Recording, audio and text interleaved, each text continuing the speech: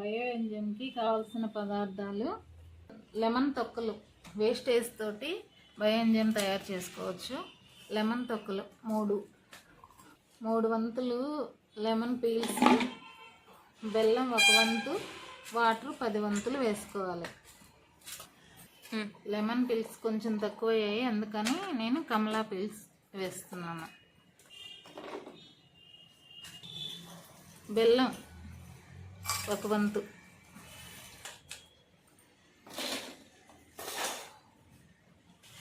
గ్లాసులు 10 వంతు గ్లాసులు వాటర్, 1 2 3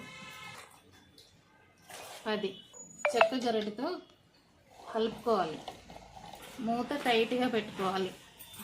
10 రోజుల దాకా రోజు మార్నింగ్ తీసి ఎయిర్ పోనిచ్చి మళ్ళీ ఓపెన్ చేసి మళ్ళీ మూత గట్టిగా పెట్టుకోవాలి.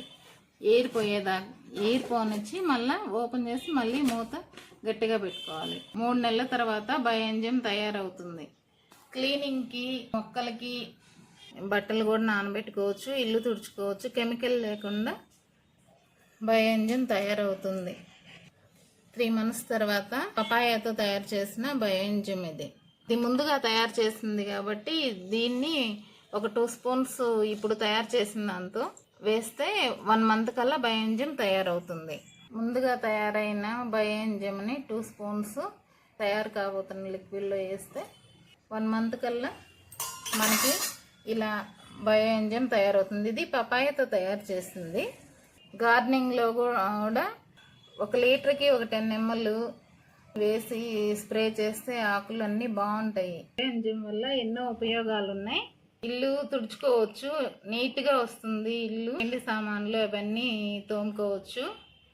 1 లీటర్ వాటర్లో 10 ml బయో ఎంజైమ్ కలిపి స్ప్రే చేసుకోవచ్చు. పైన మొక్కలకి సాయిల్లో కూడా ఇవ్వచ్చు.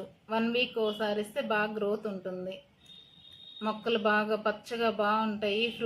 ఫ్లవరింగ్ బాగా వస్తుంది. ఇలా తయారవుతుంది 3 monthsకి. ఈ లెమన్ పీల్స్తో తయారు చేసింది అయితే చాలా చక్కగా పోతుంది.